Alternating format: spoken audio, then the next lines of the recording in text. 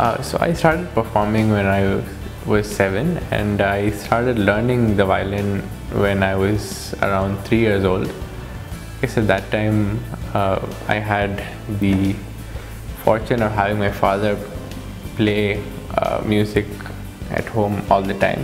So that was a great motivator for me. I used to have a little violin at that time that I used to try to imitate what he was doing, and that from there I kind of developed a love for it. And my first performance was when I was 7 in Sri Lanka, and that was great because I mean, at that age you don't really think of the audience or what am I going to play or what happens if something goes wrong. You just go and try to have fun. And I think when you start at that age, you do it because you enjoy it.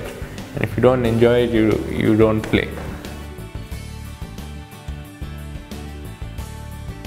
Well, I've always been exposed to the violin. My father, of course, is a great violinist, so that exposure has been there. And I mean, when you see somebody, your teacher, at such a high level of proficiency, that automatically inspires you to want to take that up. So I mean, I also learned the piano and I learned singing, but somehow the violin always attracted me a little more. And then I started working more and more towards it, and one day I decided that this is what I want to do for the rest of my life. Well, to be honest, it's been great. If you take the fact that my parents are such accomplished musicians, my sister is a musician as well, my brother sings, my whole family is into music, which is great. Also, what makes it interesting is we all do different things. So my mom, of course, sings Bollywood and devotional and all that, and my dad does a whole bunch of other things, and my sister sings in English. So it's also fun when you have that kind of atmosphere at home, where you try to not only find your own space, but try to interact with these different genres and try to create something by yourself. So that's a huge bonus. But at the same time, of course, being from a musical family, there are always some expectations from everyone, but I guess the biggest expectation will always be from yourself. So if you're able to make sure that you're happy with what you're doing, then I think everything else follows. Well, there's been a number of musicians. My father, of course, has been my guru, and my mother, I've learned a lot of things from her. And but I would say for different things, like say for Carnatic music, I would say MS Subbulakshmi and Shemangudi have been a great inspiration, because I've listened to a lot of their music and have picked up so many things from listening to them. From a violinistic point of view, there have been some great violinists such as Maxim Vengerov, who is a fantastic Russian violinist, and Robbie Lakatos, who is a wonderful Hungarian violinist. So I think there have been a lot of different influences, and I think all of these things help you and shape the music that you try to do.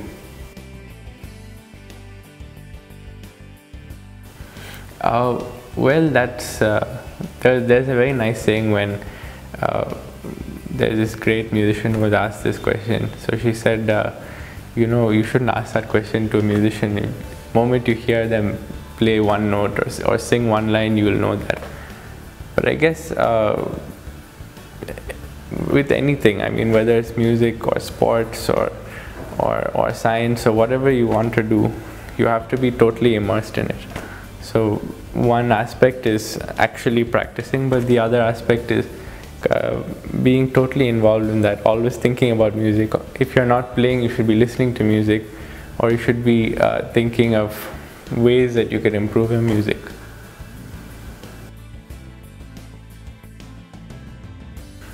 So I think one of the praises that I won't forget for a while is when my father first called me a musician, because in his opinion there's a big distinction between someone who plays music and someone who's a musician, because the whole thought process and the amount of work that goes into be a musician is completely different. So he used to always say, you play music but you're not a musician yet. So I remember when I was 16, we after a show in Lille in France, I remember that show going well. So he said, okay, now you're a musician. So that's something I really treasure. When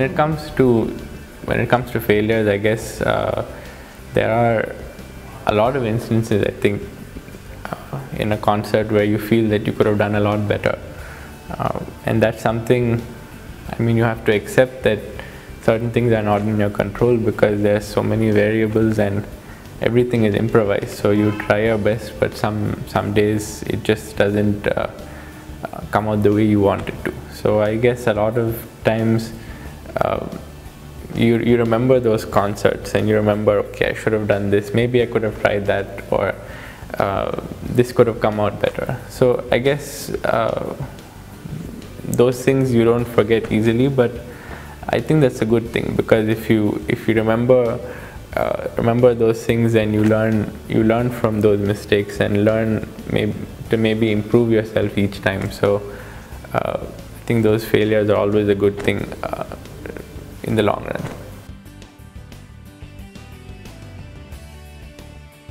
So that acting experience was very interesting for me, because it was something that I didn't normally do. It was a while back, and it was quite a short cameo, but what was nice was I also got to play a little bit of violin there.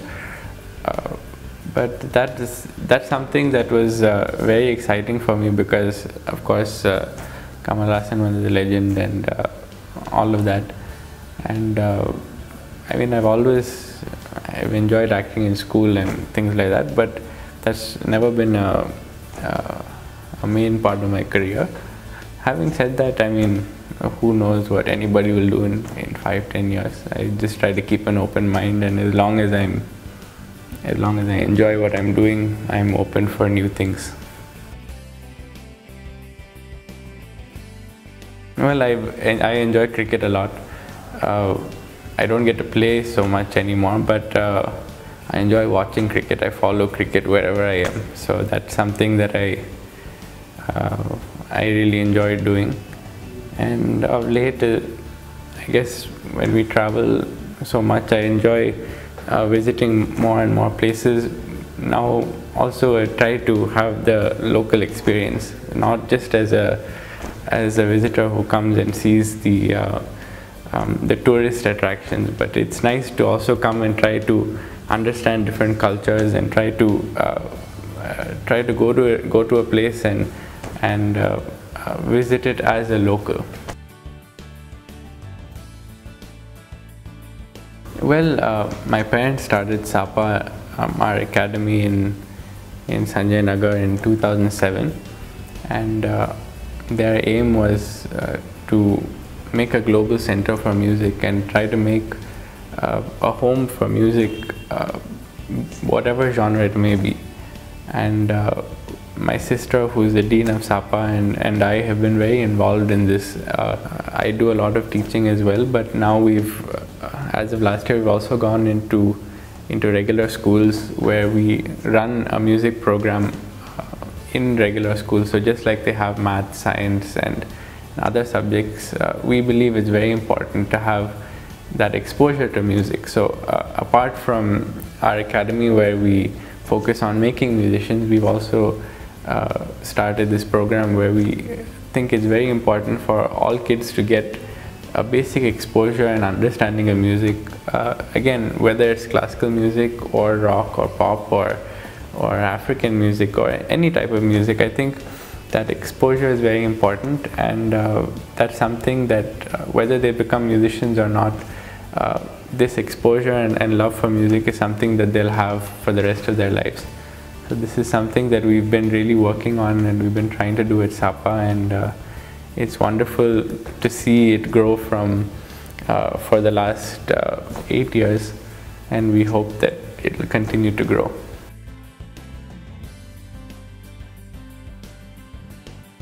I think also one very important thing to keep in mind when you're doing a profession that is not necessarily a safe profession is that you have to give it some time, especially with music and the arts.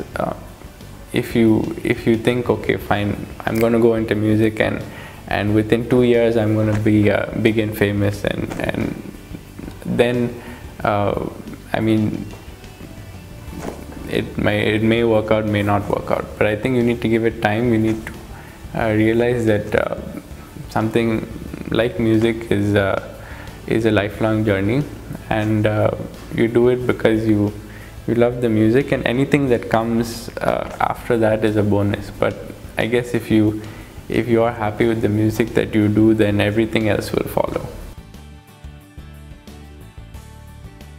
Well, passion to me is something very special, because in my case, music is my passion, and I cannot imagine life without my passion.